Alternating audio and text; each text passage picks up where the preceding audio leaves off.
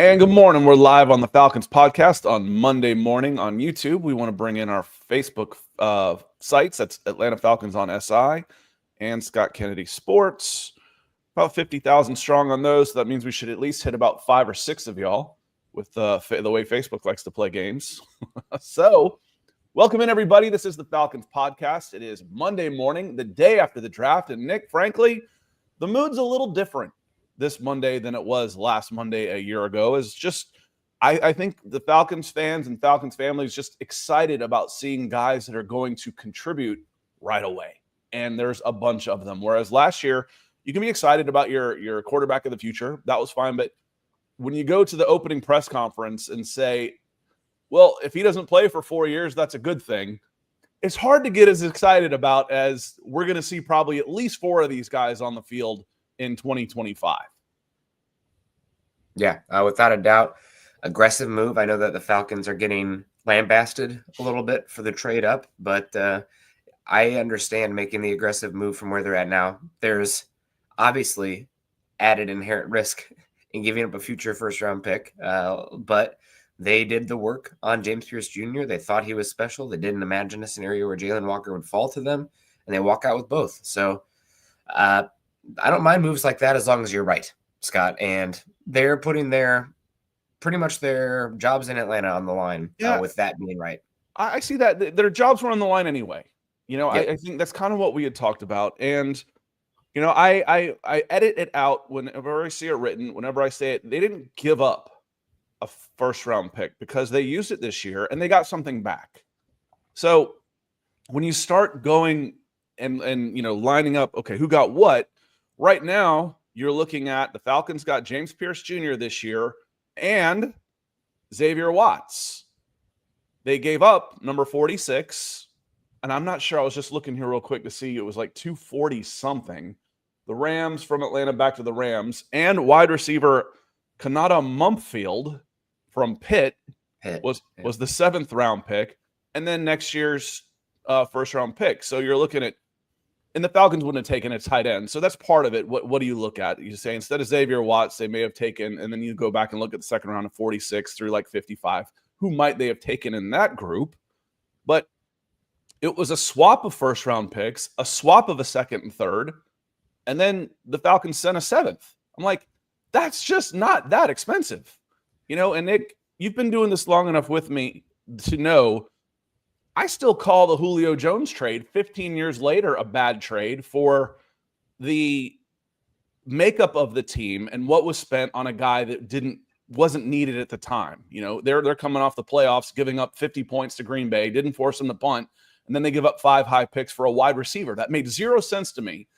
And I will simultaneously say I think Julio Jones is probably the most talented, longest-lasting, greatest Falcon to ever put on a uniform. But it wasn't the right move for the team at that time. And, you know, they were never 13-3 again either. So I'm not afraid to call them out on this. And I just don't think – I actually think they gave up more with the Broncos in the 3rd to give up a 5th to move up 5 spots. I actually think that was more expensive, relatively speaking. And I think a lot of people are comparing it on the heels of what the Giants gave up, moving up a pick before because they didn't have to give up a future first. But granted, they were sending back pick 34 instead of 48.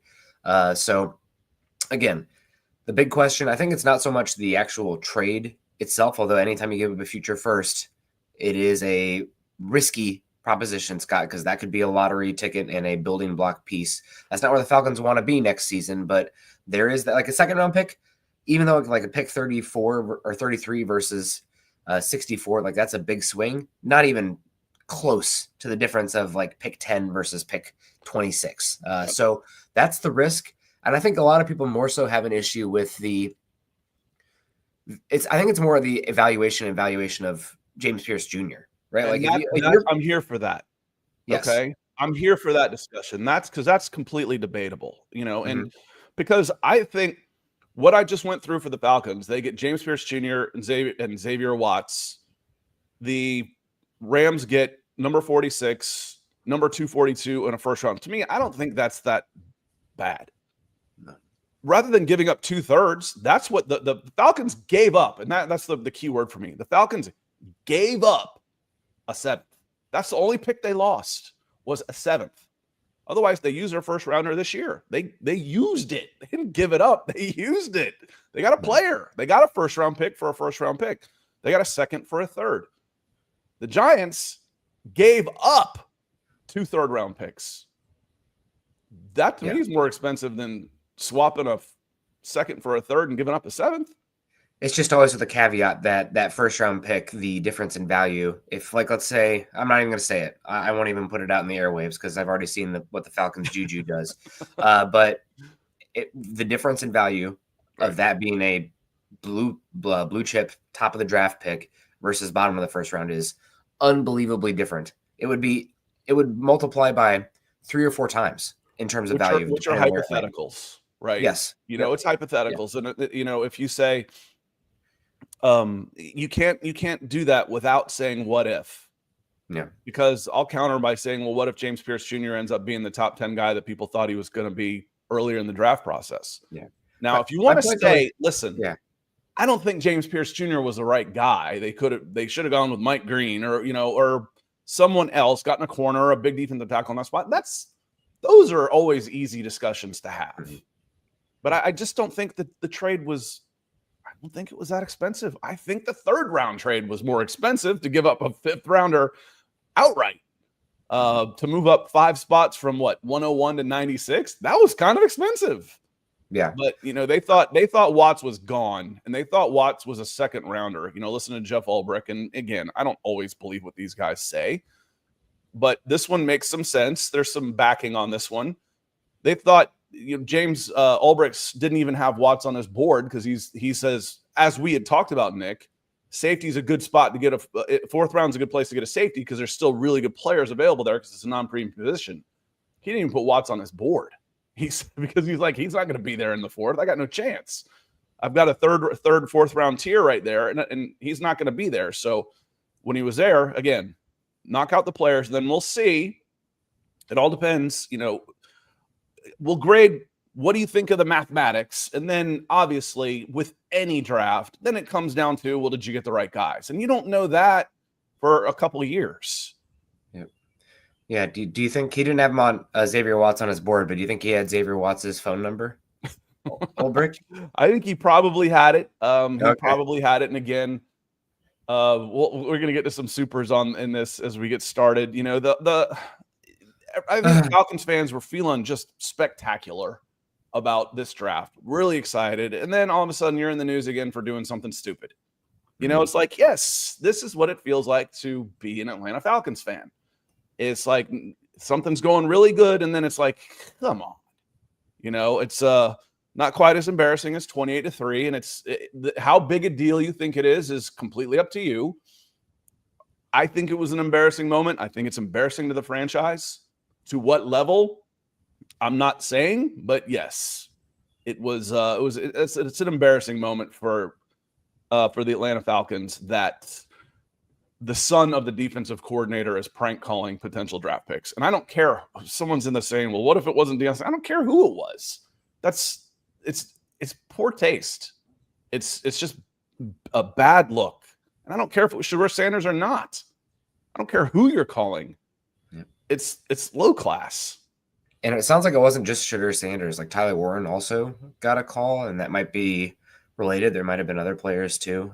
So I know it happened last year also in the other players. This has happened, but yeah, I don't think it hasn't happened from personnel, Yeah, I don't know. I don't know.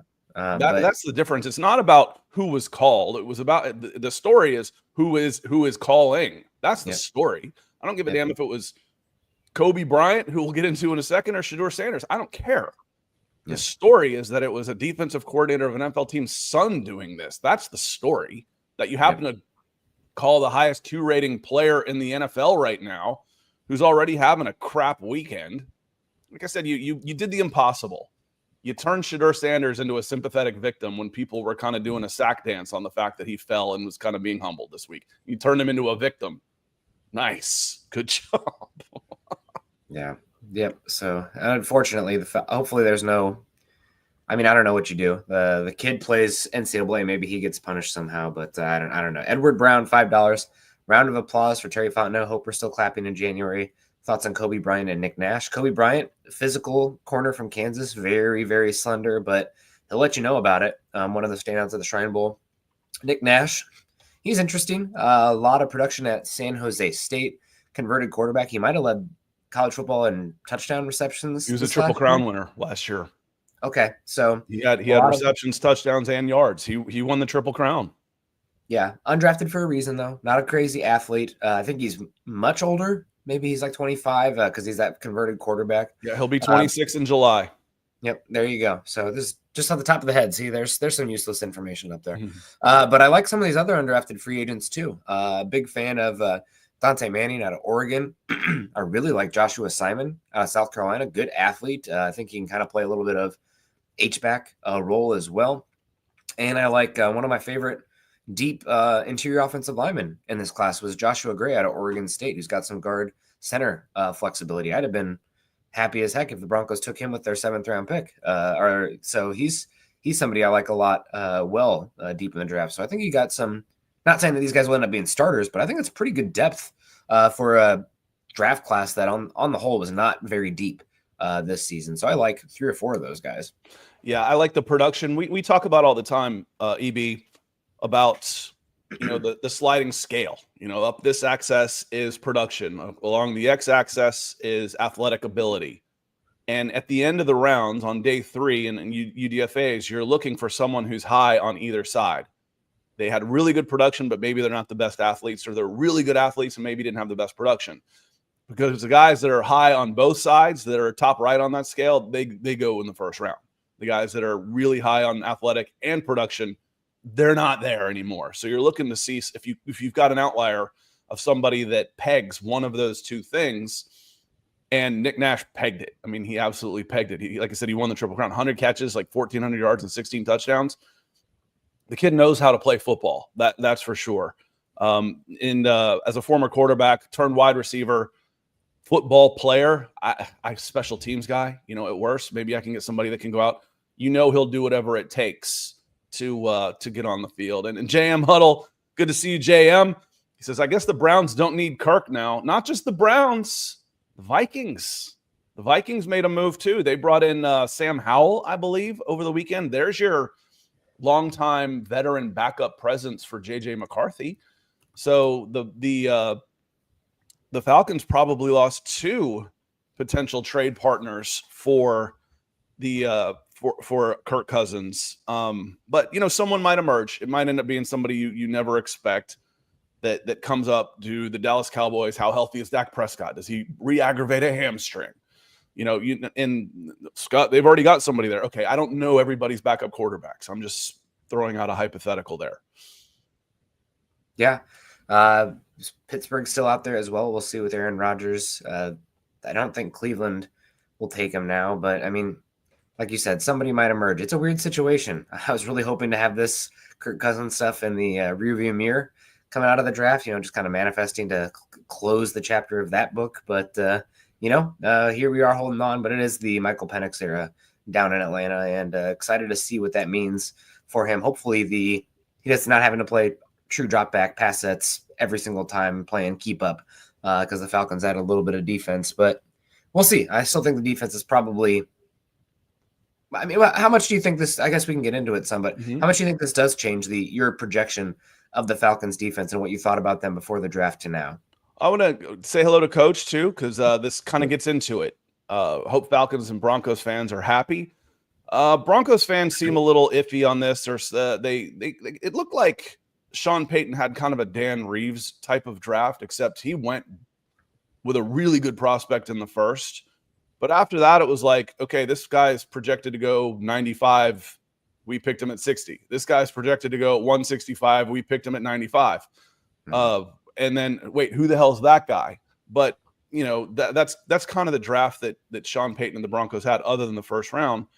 But with the Falcons, I think Falcons fans overall are really happy. How much does this change right away? And again, you have to temper expectations a little bit for all rookies.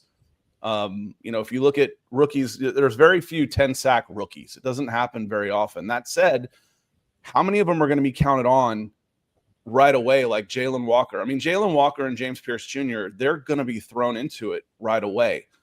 The biggest difference in the defense for me is still going to be Jeff Ulbrich versus Jimmy Lake. Just because for me, I don't care who they put on the field. The way Jimmy Lake played defense, it didn't matter. It just didn't matter when you're playing a prevent defense. It didn't matter. Your defense is going to suck. The defense is going to get better through the defensive coordinator. Now you've got a couple of bona fide pass rushers to go in there, and you're going to be more aggressive. I've got depth. I've got competition in the defensive backfield. I got a couple options at nickel cornerback between D. Alford, Billy Bowman, the new Oklahoma safety / defensive back, and even Kobe Bryant. I've got some competition there. So I'd still like, and you mentioned the UDFAs, I'd still like to be a little bit beefier up front, but they've got big defensive linemen. They just might have to go with a 4-man front on first downs and then swap things in and out. So it's going to be young for the most part. There's going to be some big question marks, but it's a high upside defense. How much better is it going to be right away? It'll be better, period. How much better? It'll be incremental because this is a very young defense now. Yeah, my big concern overall, Scott, and again, it was going to take more than one offseason to build this defense away from what they have been the last few seasons. But not only did you add like really, really small, light edge defenders, but you didn't add the beef to offset it up front, which I feel like the nose tackles, especially the ones that have ability with some like sphere of influence across multiple gaps, each one went about 20 picks earlier than I thought they would in this class. Those true like nose tackle, one technique types. So they really didn't have much of a chance there. Heck, all the big nose tackles I thought went much earlier. I guess you could have gotten CJ West instead of Xavier Watts, but I understand taking Xavier Watts because a lot of people viewed him as a second round pick. So my big concern is that you're in an NFC South that actually has some pretty awesome offensive lines and run games, and that teams are just going to say, we're going to run it 30, 40 times a game for 200 yards and limit your pass rushers because you are small up front. And saw it a few years ago from the Broncos when they had no defensive line depth and teams were just able to run it on them. So that's my big concern in the immediacy. That doesn't really matter long-term because these, might matter for the decision makers on this team, but for the fans, draft picks are, 3, hopefully plus year investments. So what does they exactly mean for the 2025 Falcons? Maybe you're not going to be able to pin your ears back as much because you're not winning on first and second down, but we'll see. That's going to be up to the coaching staff to figure it out. And maybe Ruka Rohiro takes a huge jump. Maybe Anyamata, plays a little bit better than last season.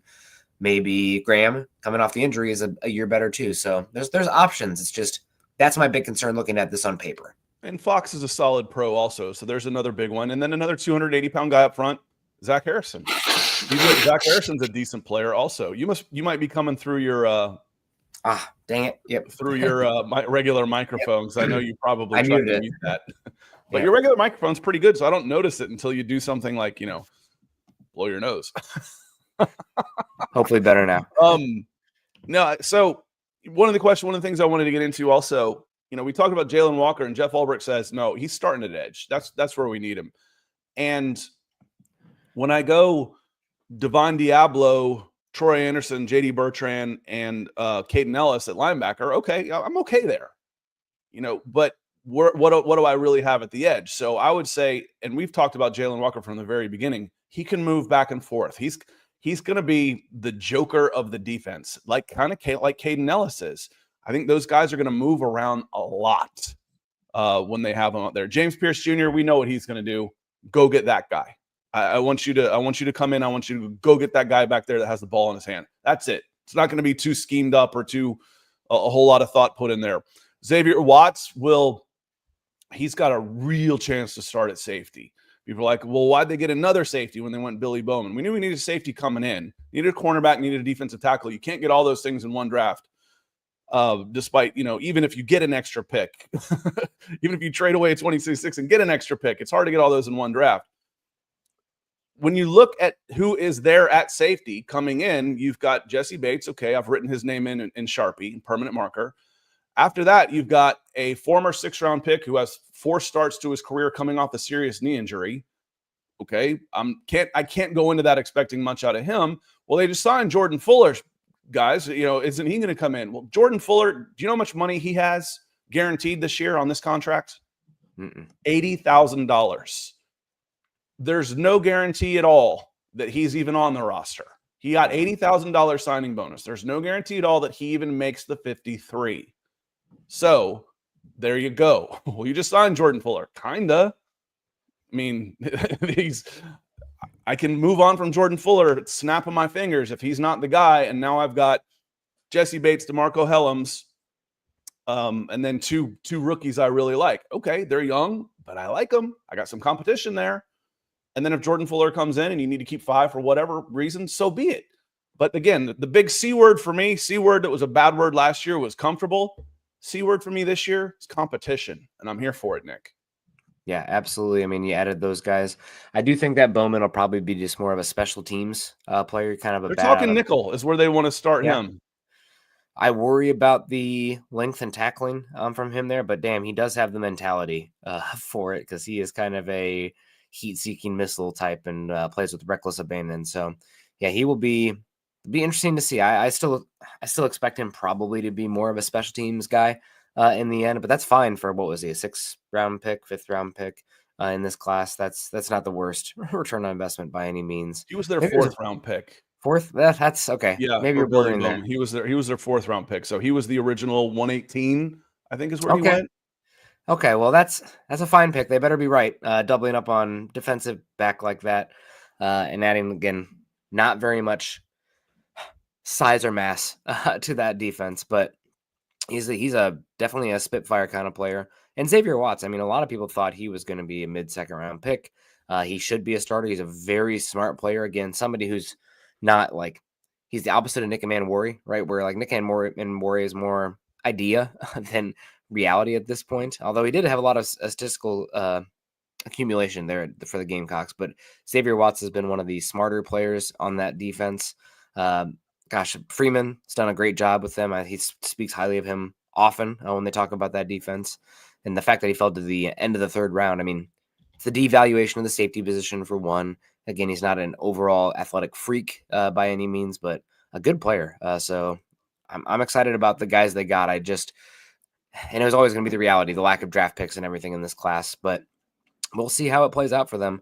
They definitely got faster and added some key contributors on the defense and an offensive lineman in Jack Nelson in the 7th, I believe, if I'm remembering from Wisconsin. But he doesn't really have a RAS score yet, but I looked him up, and he's 6'7", 318, and has good agilities on there. And Rusty, we're going to come to you in a second. I wanted to hit on DeMare here. He says, I would just like to be above ranked 25th defense overall. See, that can be misleading. DeMare, where did the Falcons rank in total yards and points against last year, Nick? Because it was the same on both. 22nd. 23rd. 23rd. Yep. 23rd, DeMare. Well, how can this be the worst defense you've ever seen? Well, I didn't say that. I said it's the worst coach defense I've ever seen. At 23rd.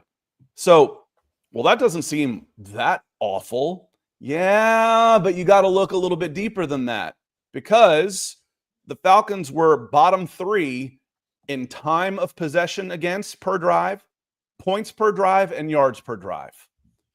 And then the Falcons, when they had the ball, you'd seen them, they could go on their 14-play drives with Tyler Algier in the second half. And so when you limit the amount of drives, you're limiting the total points and total yards. But they were last, I believe, in points per drive, or in scoring percentage per drive. They were bottom 3 on that. They were bottom 3 on 3rd down conversion. So when the other team got the ball, they scored more often and held the ball longer and ran more plays than any other team against any other defense in the NFL.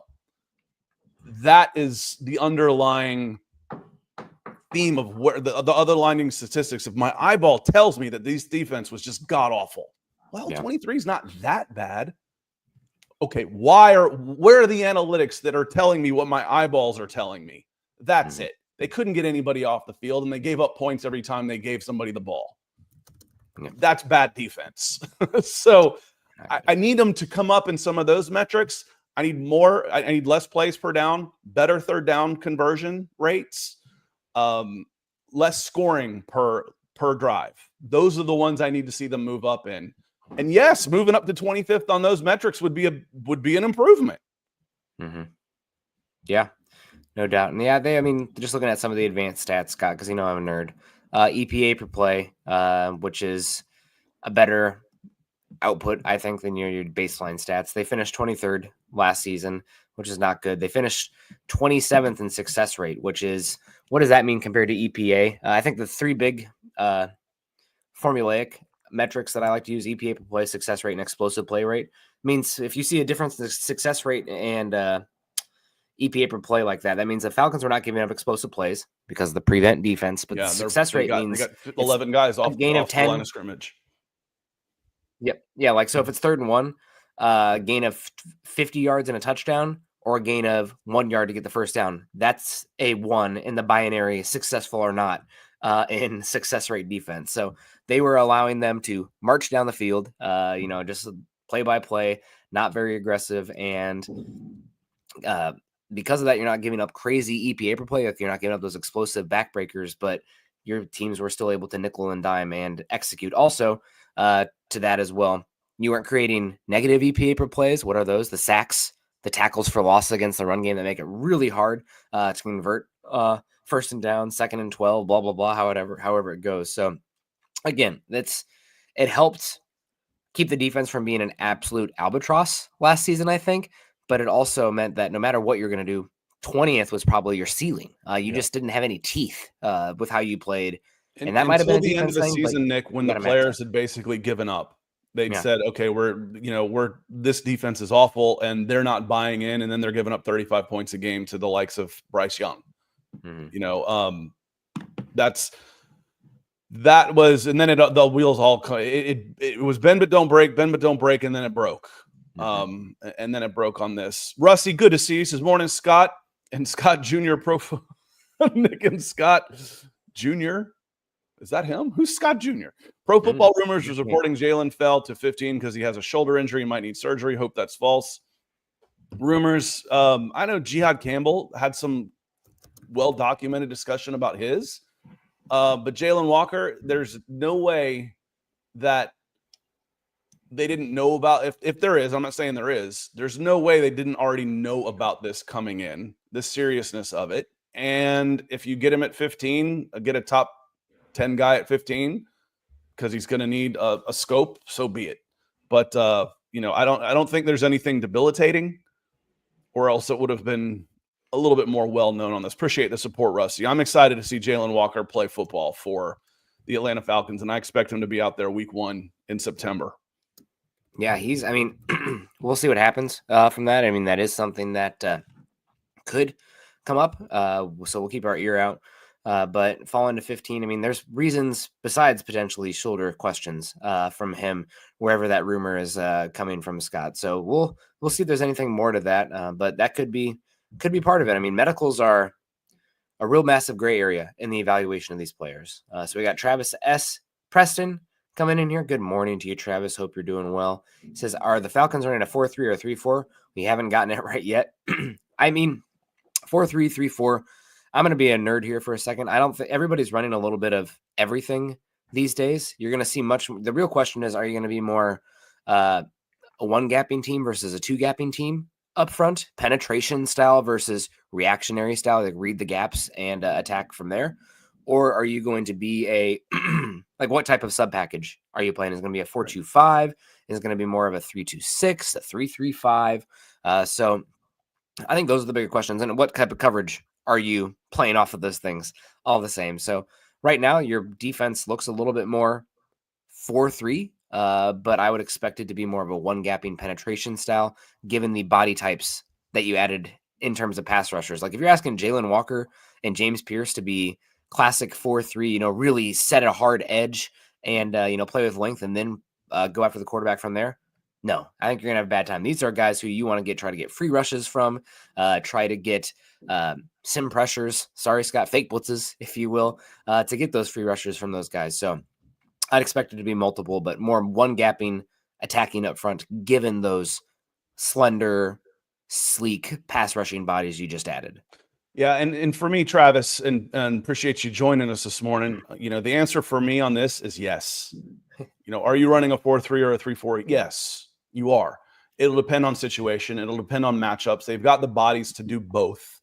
If I need to stop the run, I can't. I don't think I can necessarily do that with a 3-man front.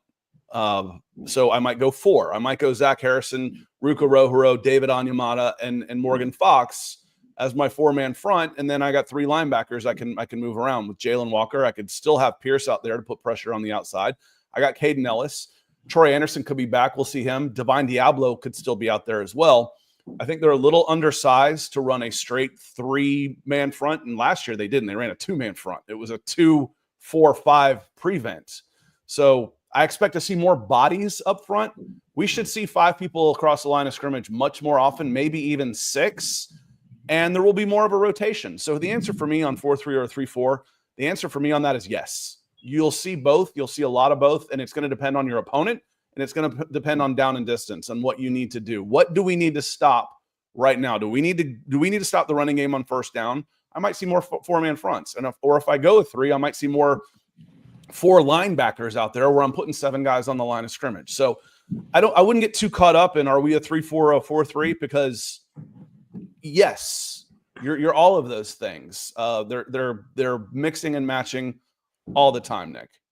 Yeah, and my question really, good defensive coordinators will call based on their players, but Ulbrich has been a lot of cover 1 in the past, which is, single high safety man. And really, you can only get to that a lot of times if you are stopping. You play a little bit more conservative first and second down, the off coverage stuff, cover 3, and then you get to press man on first down because you're really trying to disrupt those guys at the line of scrimmage, throw off timing because you got to go 5 yards to get the first. Do you have the ability to get to 3rd and 5 plus 3rd and 8 consistently with the size and run defense you have? And it's not just the interior guys, it's the edges. And do you have the cornerbacks on the outside? You added pass rushers at edge, so if you can get to those 3rd and longs, God bless. It's going to be fun. I'm excited to see what they can dial up.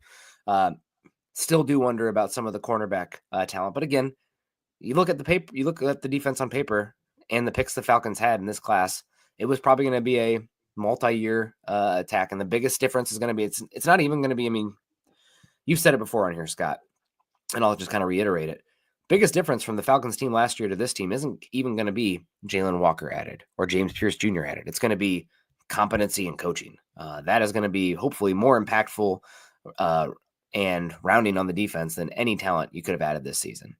Yeah, and you see stuff like, could we bring back Justin Simmons and Matt Judon? I think those ships have sailed, I think they sailed a while ago anyway. Yeah. People always, it's almost, people think of it like binary at some point, like, well, if we want them, we get them. Those guys are free agents. I don't think they want to come back. No. I think they'd rather, okay, it was nice and all, but I didn't have the best experience while I was there. I'm looking for a new challenge now. I want to be somewhere else. So I don't think that they would necessarily want to come back unless they have no other options. And if they're not good enough to have any other options, why do you want them? Yeah. So, I think Justin Simmons and Matt Judon will have plenty of options. They might just wait through camp season and sign later anyway. I just don't think they're options. And after this draft, I really don't think they're options. Kind of like we said about Calais Campbell last year. Wouldn't it have been great to have Calais Campbell with this team again? Yes, it would have. But they drafted 4 guys on the front and 5 guys in the front 7. Mm-hmm. Like, okay, well, wave goodbye to Calais Campbell. Yeah. Yeah, and I'm just kind of looking at the roster, the depth chart here, Scott. We got Keith and Ellen Johnson. Good to see you. Good morning. Love the pickups. It's fun. Yeah, no doubt. And everybody gets better on the draft day. So that's great. Who do you think is in trouble here with these picks this season? Good question. I think I mentioned before, if we go on the backside of things, let's say D'Angelo Malone is one. So I said go to the backside, and then I started up front. D'Angelo Malone, Arnold Ebiketti's on notice. Mm-hmm. He's definitely on notice. I think he's okay, but he's on notice. I think I can find a spot for all those guys though. When I go to the back end of things, D. Alford, I mentioned the money that Jordan Fuller has. He has $80,000 of guaranteed money. He doesn't have a contract. He's week to week. D. Alford is $230,000 of guaranteed money, and he could be gone. So when you re-sign D. Alford and you re-sign, there was a couple. They re-signed another. It was like Kelvin King, I think. It's like, okay, well, guys, what are they doing? They're not getting any better. You need 90 guys in the summer. You need 90. So will those guys be on the 53 in September? That's the question. So D. Alford, Clark Phillips, Billy Bowman, and who am I missing at nickel? I said Clark Phillips, D. Alford, Billy Bowman. There's one more I'm missing. We'll compete. D. Alford, Mike Hughes. Yeah, maybe. I feel like I'm missing somebody at nickel. But those three for sure will be competing at the nickel spot. And, will they keep all of those guys? Maybe not. Yeah, maybe not. I'll be Braylon Trice, coming off that injury last season. I think he's okay, though. Just cheap, and Doug says, we still have Braylon Trice to set the edge. People forget he was a great run defense guy. No, we didn't. We didn't forget. It's just he was a third round edge, which if I need to get edge, I need to get him in the first round, right? Jaylen Walker, right? James Pierce. Yes, there are guys. We can play the what about game all you want to. Basic percentages are 4.7 third round edges coming off a knee injury less than a year ago, who've never played it down in the NFL, aren't guys I can count on. And who agreed with that based on this draft? The Atlanta Falcons. The Atlanta Falcons. They did not go into this thinking they could count on DeMarco Hellams at safety and Braylon Trice at edge, which we have said for a year now. You cannot. They haven't done anything. They're late round picks. They're coming off injuries. Cannot count on those guys. If Braylon Trice goes in and beats all of them out because he has a phenomenal camp, you know what that means? It means you are getting first round production from Braylon Trice. Awesome. It means DeMarco Hellams completely outplayed his draft slot and is playing at a high level. Awesome. We don't care who it is, but you've got the bodies now. You've got the competition. You've got the pedigrees in there that if the 2-star inside linebacker beats out the 5-star guy, it means you are getting 5-star play. I'm not counting on Braylon Trice for anything. If I get it, awesome. So you have 6 edge rushers in the building right now. 3 of them were added this offseason. So I was just curious. You mentioned Malone potentially being an odd man out. The one thing that Malone has... Kobe Bryant was the guy I was forgetting coming in at nickel. Okay. That was the fourth guy. Thank you, Justin. Was Kobe Bryant was what I was forgetting. Could come in and compete at nickel. Yep. The one thing I will add, just a caveat, because I'm an Iowan, so I have to give a shout out to special teams. But D'Angelo Malone is a special teams demon, and that is something that could be a tiebreaker for, especially when you're talking about your 5th or 6th edge. You better damn well be playing special teams. That matters. So keeping an eye on that all the same. But yeah, no, looking at the team right now, and there's always going to be weaknesses. What does the team set up for future potential elite investment? It's cornerback, of course. Defensive tackle is out there. And then you got wide receiver again, Scott. Just kind of it's coming full circle on that one. Jake London's going to be paid a year from now. They're like corners, Nick. You need 5 of them. Yep. Can you have too many corners? Can you have too many defensive linemen? Can you have too many wide receivers? No, not anymore. Then offensive tackle. That's the other one who we'll see about in the end. I think, Jack Nelson, 7th round pick, 6th round pick. He's a swing guy. At the end of the day, if he's spot starting, I think you're gonna have some problems there, but that's fine. It's that late. Offensive, you talk about edge rushers needing to be a first round position, Scott. Offensive tackle is even more so like that. It's harder to find guys outside of the first round at offensive tackle than I think any position besides quarterback, given the data of the last 10, 15 years. So those are the spots the roster sets up for going forward. But you should be excited about the pass rush juice you have. The question is, again, I keep coming back to it. Are you eating enough of your veggies on first and second down to actually enjoy those speed rushers that are the desserts at the end of the day after winning on early downs? To be determined on that front for me, Scott, especially in the NFC South with some offensive lines I really like.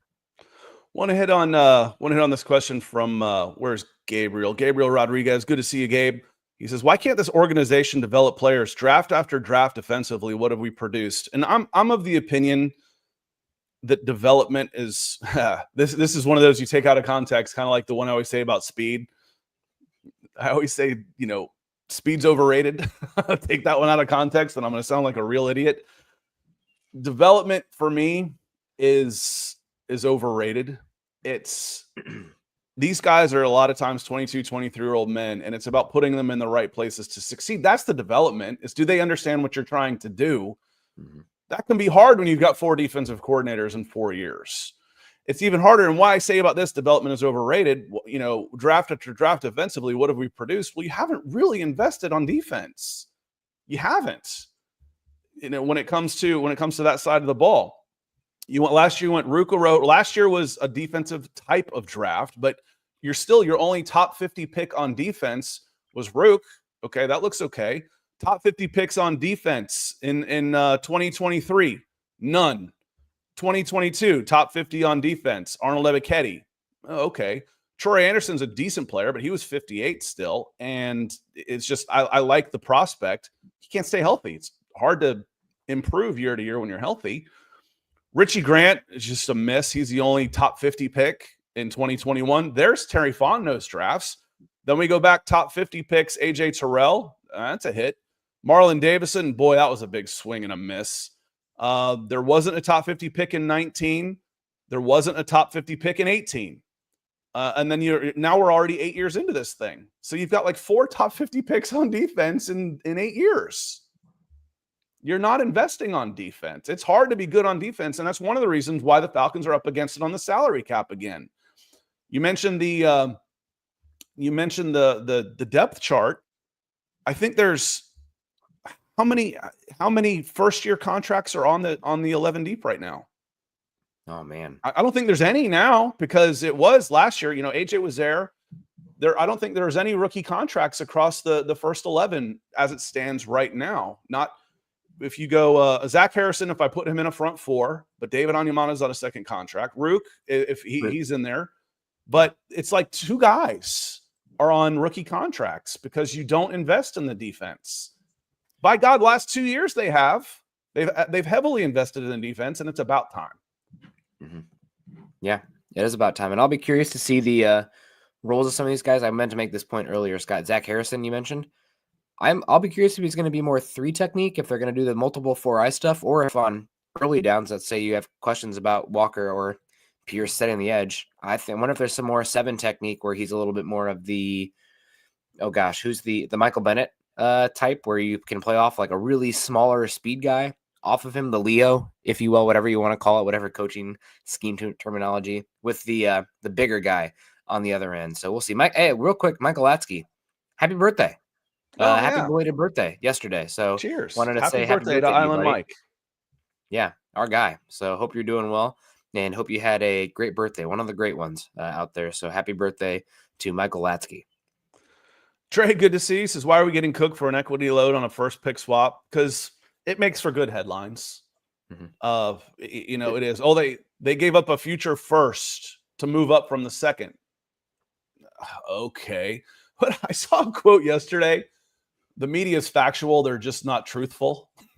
That's factually correct, I guess. Mm-hmm.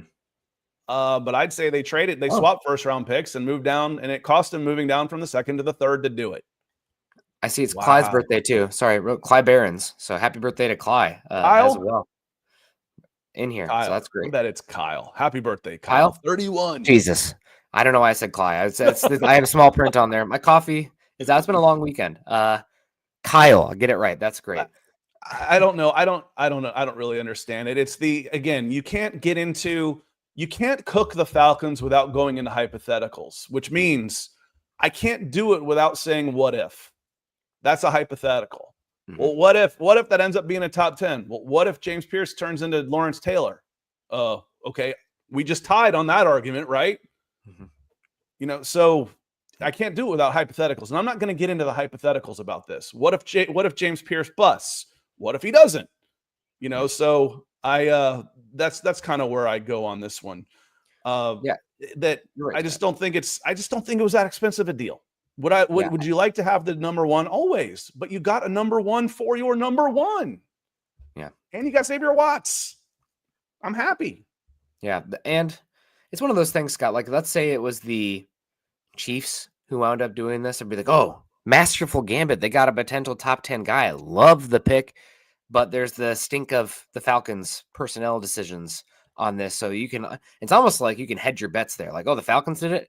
I bet you it's not going to be very good. The Ravens did it. Oh my God, he's going to be a superstar. So that's the I trust the coaches thing's just annoying as hell to me. It's like, well, I trust what they did. Well, then why'd you watch the draft?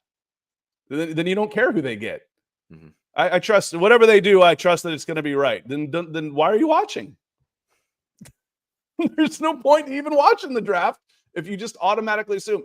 One of the reasons I say that is because recruiting was like that a lot and still is to a certain extent with the offers. Well, Florida State, because when I got into this, Florida State was coming off their long run, but it was at the end of Bobby Bowden's, and they were recruiting horribly.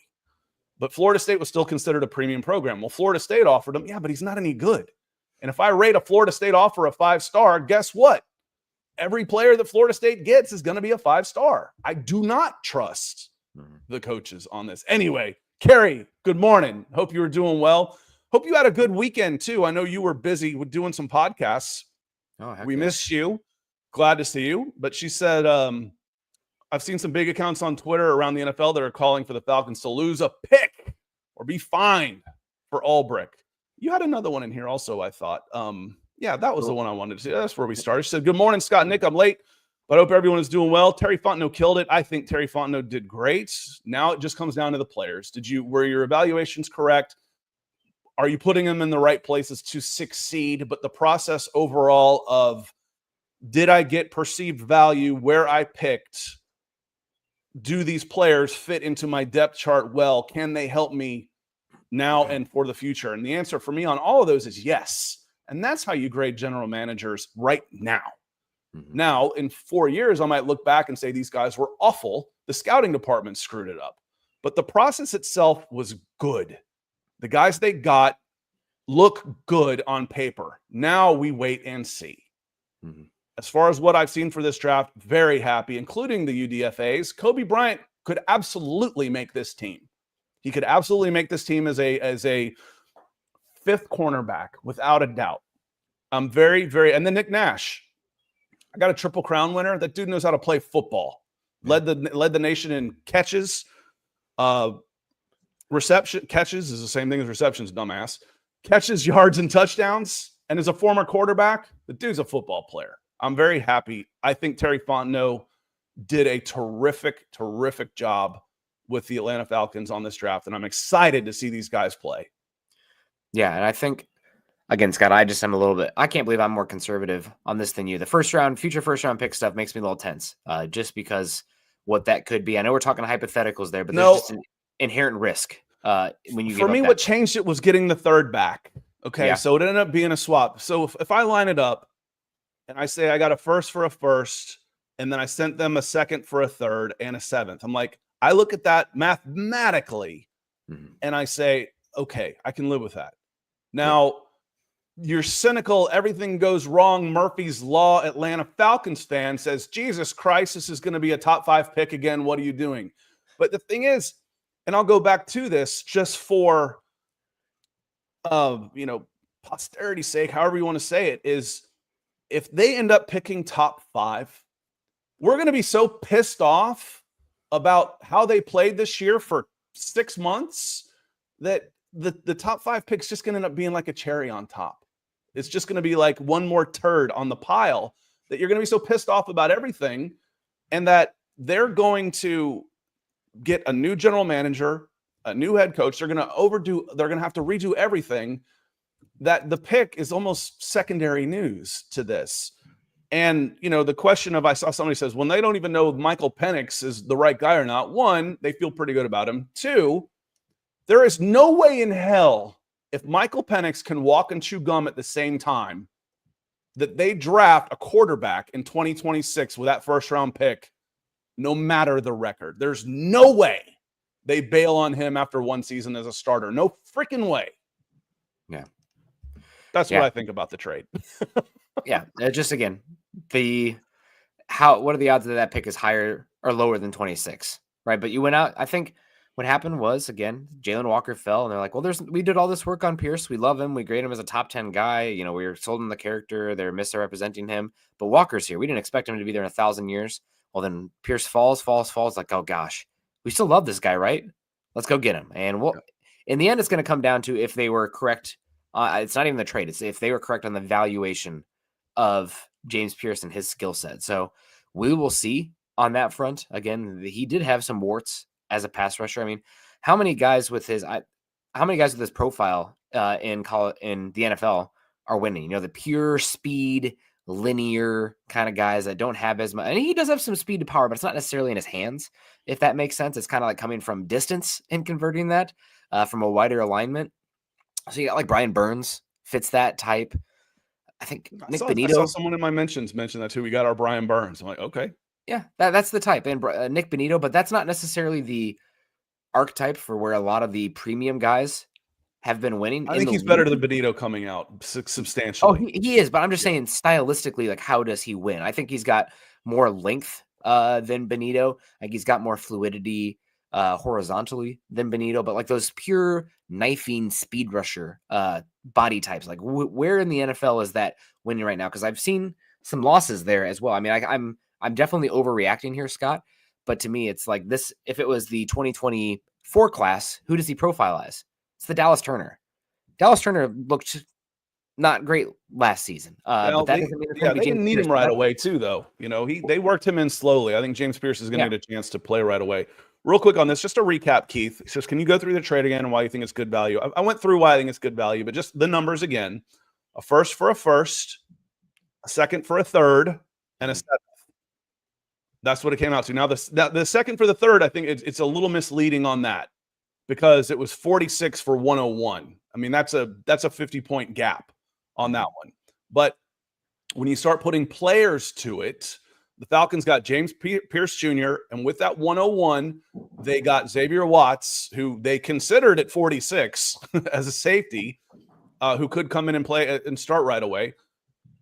You can look and say who the Rams took, but it's kind of irrelevant. It's more important like who's there because they wouldn't have taken a tight end. But they took tight end Ferguson, and then a Pitt wide receiver, and then we'll see who they get next year with their first round pick. And then you line it up and say, okay, you know, that doesn't look all that bad. You know, supposedly, you know where it happened before. Like I said, they didn't give up. They gave up a seventh. Everything else they swapped. Wasn't that bad. Again, I still think, you know, the Giants gave up less. No, they didn't. They moved up 10 spots. They gave up 2 third-round picks. I would have been more pissed about that than what they did here. They got a first-round pick. Yeah. So that's what I think. Again, yep. And we'll see how they work out. Again, you only had 5 total players come out of this class, 2 defensive backs, 2 edges. So defensive tackle, still we're waiting to see, but you took a couple last season, and Rook, you know, could take a massive jump this season because he's got all the traits to do so.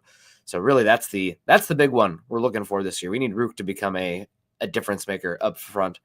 We got Trey Smooth. If we argue the value of the pick, you have to factor in the cost with the 5th year option. With the 2 first may not help Terry, but the savings can be significant for the 2. I actually think there was a really good discussion about the 5th year option on, I think it was the Athletic Football Podcast 2 weeks ago, that ever since the guarantees changed on those 5th year options and how they calculate the 5th year option, teams don't value them as much anymore because they're almost worth as much as the tag. So like it used to be, you know, when it was slotted based on where you went and didn't matter about your positional value, you get a lot more value on that 5th year option. But since they changed it as far as tiered based on your playing time, Pro Bowls accomplishment, the position you play, you're not finding as much actual true value on the 5th year option. So teams, I think a lot of teams are disregarding. It's nice I guess it's better to have than not, but because it's fully guaranteed, you have to declare it a year early. It just does not have as much value anymore. I think what's more important is if you hit on those guys. If you're willing to use the 5th-year option, it means you hit on them, and I've gotten huge value. Yep. Because edge rushers are $30 million. The 5th-year option on a single Pro Bowl edge rusher this year, Aiden Hutchinson, is $21 million. Now that's still a discount, but I made so much more money. I got so much more value on his rookie deal with a premium position that if I want to use the 5th-year option, it means I got tremendous value through the first 4 years of his contract. So we're about to get out of here. And if you're using that 5th-year option, Scott, I just wanted to say I think it's more of with how teams are building right now, I think it's more of a negotiation it is. Holding chip, because you put that guy on, you let the draft free agency happen, and then guess where you are after the draft? Everybody's coming rookie minicamp. We're working on you. We're not playing you on that 5th-year option, because if you're good enough to take that guaranteed 5th-year option the year before you even see them, so you're putting that in after 3 years of tape, odds are you're paying them a new contract before that 5th-year option even happens. So it's a holding chip that you don't have to worry about and that you can fall back on if things don't progress like you'd want. But that's how I see the 5th-year option now. It's not the massive bargain that the rest of the rookie contract is, and that it used to be 5-10 years ago. And this is how we so the first comment was from Austin. He's like, I'm on Drake Watch this week, option versus extension. I don't think it's a verse on that one. I think they'll pick up his option, they'll make that announcement, and then that will hold until he gets his extension. So he will get his option picked up, and then he will get extended. That's how I see that one happening. Bucks Rays Bolts, good to see you. Hope you're doing well. And talking about getting a wide receiver in the draft. It wasn't a great wide receiver draft, as far as for me, and that's not saying that has nothing to do with who the Bucks took. We talked about the Falcons, a sneaky need on day 2 was wide receiver, but I just don't think this was the draft to get a wide receiver on day 2. And I certainly didn't want him using their first round pick on a wide receiver. But the Bucks, absolutely. Mike Evans, as much as we love this dude as a player, his time is almost up. And Godwin has been hurt too. So I think going wide receiver was a very smart move for Tampa Bay on that one. Yeah. Some asks, how much salary cap do we have? None, not really any right now. You've got enough to sign. I'm not even positive you've got enough to sign the draft picks right now, but they're up against it. So there's $15 million in savings on Caleb McGarry's contract if they needed to tap into it. There's still $8 million on David Onyemata's contract if they needed to tap into it. Those are the two easy ones that you could extend, restructure, cut. I don't necessarily see that happening. We've got our team now. Let's go to work and see where we are, in a year when we get $20 to $30 million back from Kirk Cousins' contract. And start making, and some of these young guys, we're playing with more guys on rookie contracts, and we can do some things on that. And you'll have a better idea of who Michael Penix is at that point. And Dave, nobody's restructuring Kirk Cousins. not for him to stay. I don't see, and his money's not that much this year, relatively speaking. It's $40 million this year. You restructure guys when you want to keep them longer. I guess you'd pay him, listen, we're going to pay you $40 million cash to go away, but then that just means you're going to get a bigger dead cap hit later. They want to be done with this next. It's set up right now. He's got a $57 million cap hit in 2027, $35 million dead cap because of that $10 million bonus. It would have been 25, but now it's 35 dead. Then you're done with them in 2026. You get savings. Same thing. It's the same thing that Russell Wilson is on this year. Nobody's talking about the dead money on Denver Broncos salary cap right now because they saved about $25 million. There's still $35 million dead on the Broncos Russell Wilson contract right now for 2025, but there's savings there. They're saving more than if he would have been with the team. So that's what I think on that one. I want Kirk Cousins just gone. People talk, it would be a great backup. Man, want away veterans who've been kind of embarrassed by their team and have gone back and forth. They don't make the best backup quarterbacks, y'all. they just don't. No. So we'll see on that. Hopefully something happens here. My deadline on that, Nick, of like the biggest thing was mandatory minicamp. Yeah. But that was when it became that was my next kind of mini deadline of when do we see what happens with Kirk Cousins.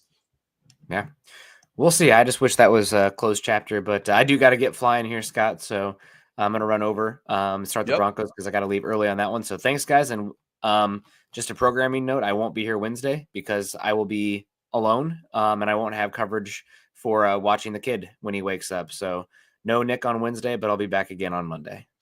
All right, Nick, appreciate it. Want to say thank you to our Super Chat superstars, EB, JM Huddle, Coach, Rusty Moore, and then Keith and Ellen over there on Facebook. We're going to get out of here. Appreciate everybody being here. Again, there was a distraction that will make lots of news as far as the Jeff Ulbricht's son, Shedeur Sanders thing. I already said, yes, it's an embarrassing episode, but overall, we can't just have all happy in Atlanta, can we? Overall, I was extremely pleased with how the Falcons attacked this draft. Whether it pans out, we'll see. That's how every draft is. Coming off of the grades, you're looking at did you fill needs? Did you get value or positions? Do these guys make sense? The answer is yes, yes, and yes. Like every draft, it takes a few years to see how that actually pans out. So we'll see. But I'd have a hard time being happier for how this draft panned out for the Atlanta Falcons. There's going to be competitions in multiple spots. Even the undrafted free agents should come in and compete. You've got more depth and talent at the edge position. You've got more depth and talent in the secondary. You've got a new defensive coordinator who's going to be more attack-minded. You've got speed at linebacker and Devon Diablo coming in. I'm very, very excited to see this defense play. And we already know that the offense is pretty damned good. They finished top 10 last year. I think they were 7th in scoring or 7th in total yards last year. Now let's get a little bit more efficient. Now we can get back to talking about what's Kyle Pitts going to do. So I'm very interested in watching this team play. I hope you are too. I hope you had a fun weekend. We'll see you back on Wednesday. See if anything has changed. We'll get back into depth charts, etc., etc. Y'all have a great rest of your week. Thanks for being here, everybody.